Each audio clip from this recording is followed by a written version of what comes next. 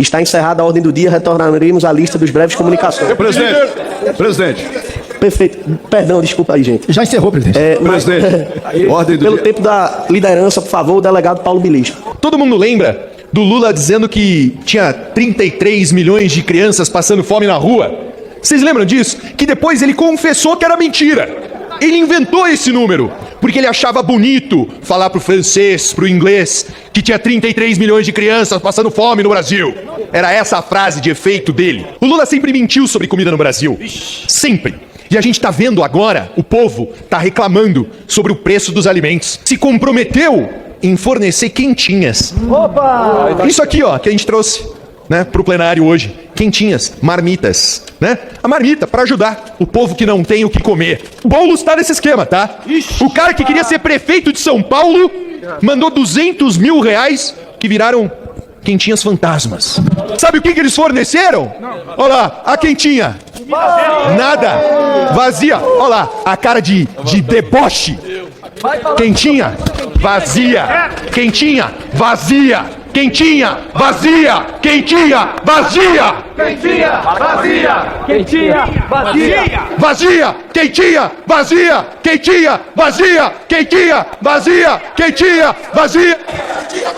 Por favor, vamos acalmar os ânimos, chamar de acordo com a ordem pelo tempo de liderança o deputado Gilson Daniel. Pela liderança. Gilson Daniel do Podemos.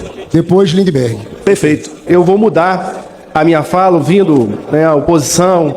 Não existe brincadeira com a fome. Aqui, parlamentares, deveríamos agora estar unidos, reunidos e discutindo projetos importantes para a redução de impostos da alimentação, para que a gente pudesse fazer com que cada brasileiro tivesse alimentação na sua moradia, na sua casa, para os seus filhos. Em 2023, 14,7 milhões de brasileiros deixaram de enfrentar a insegurança alimentar severa, representando uma redução de 85% em relação ao ano anterior.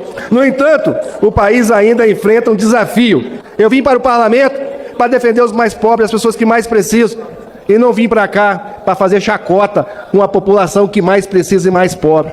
Eu estava no meu gabinete quando vi essa cena ridícula de deputados bolsonaristas se amontoando numa tribuna falando sobre marmita vazia. Eu, na verdade, não ia nem responder, deputado Zeca Dirceu, porque primeiro foram covardes, deixaram a ordem do dia passar, quiseram fazer na calada da noite, escondidinho, quando não tinham as lideranças mais aqui.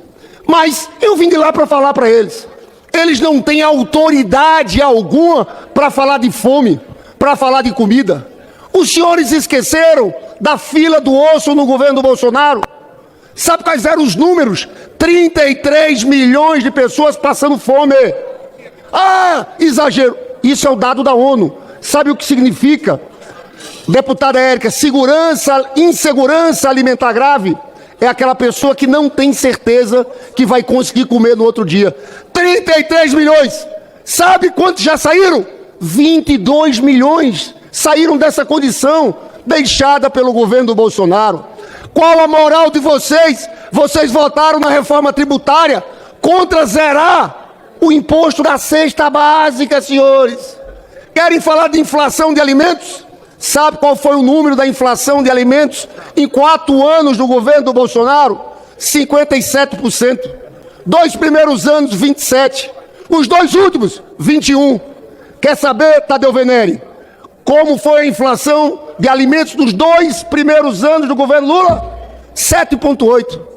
Último ano do Bolsonaro, a inflação foi de 13,2%. Caiu, sabe para quanto?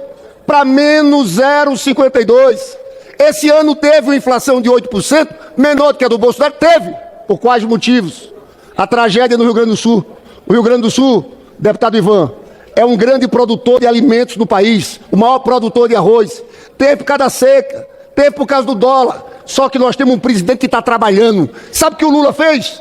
Chamou os bancos públicos, discutiu no plano safra. Vamos dar financiamento para quem planta arroz e feijão com taxa menor de 1%, Ivan Valente. A produção de arroz vai aumentar 15 pontos, 15% esse ano. A produção de feijão, 5%. E aí vem a boa notícia. A inflação, agora de janeiro, foi de 0,16%. A menor inflação desde 1994. Isso eles não falam, porque eles só sabem gritar, não têm argumentos. Agora, eu acho que os senhores estão com essa marmita para levar para o Bolsonaro na prisão. Só pode ser isso. Porque falar de corrupção, esses senhores, qual é a autoridade de vocês? Deviam lavar a boca com sabão. Sabe que o Bolsonaro vai ser preso pela tentativa de golpe de Estado, mas vai ser preso por corrupção. Os senhores esqueceram o roubo das joias. Aquilo é escandaloso. O depoimento do tenente-coronel Mauro Cid, está lá o pai do Mauro Cid, general Lorena, dizendo o seguinte, que entregou o dinheiro em mãos para o Bolsonaro. Os senhores querem mais? Eu vi aqui, eu já passo o recado para os senhores, falando de um pacote anti-Janja. Nós não temos preocupação nenhuma com a Janja. Mas sabe qual é o requerimento que eu vou apresentar? De informação de um relatório da Polícia Federal. Tudo gravado, as mensagens. Teve uma hora, as contas de Michele Bolsonaro eram pagas com dinheiro da rachadinha e dinheiro de corrupção. Tem até o nome de uma empresa que tinha contrato da Codevasp, Cedro do Líbano. E o dinheiro chegava lá na conta dos assessores do tenente-coronel Mauro Cid, que pagava as despesas pessoais da Michele Bolsonaro.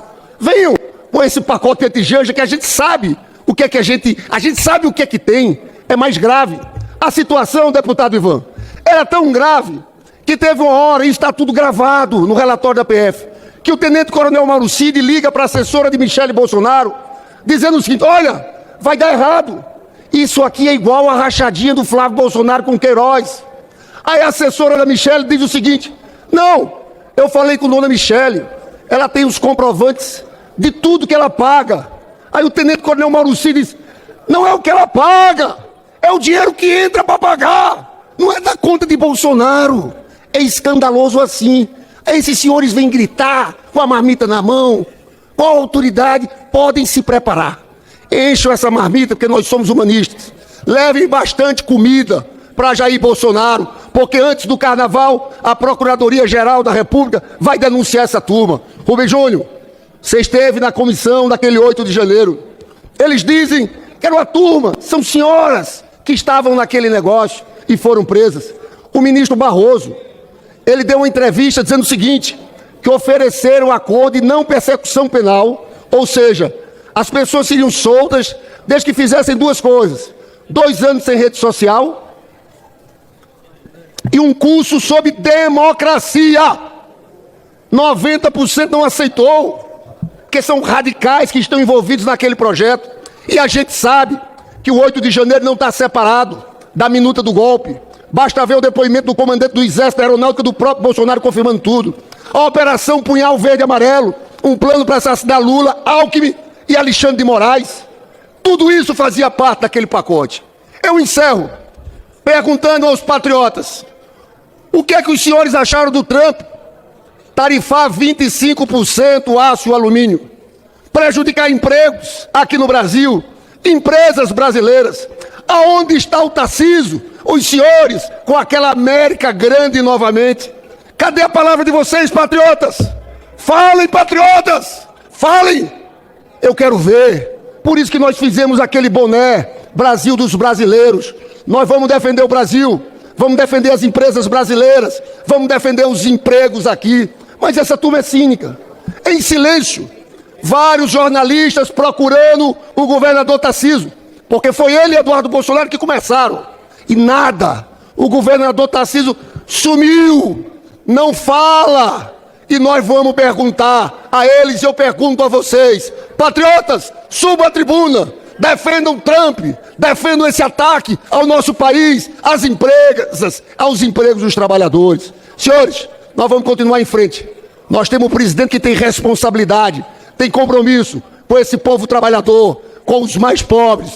Podem ter certeza, por mais que eles gritem, esperneiem, esse Brasil de Lula vai dar certo.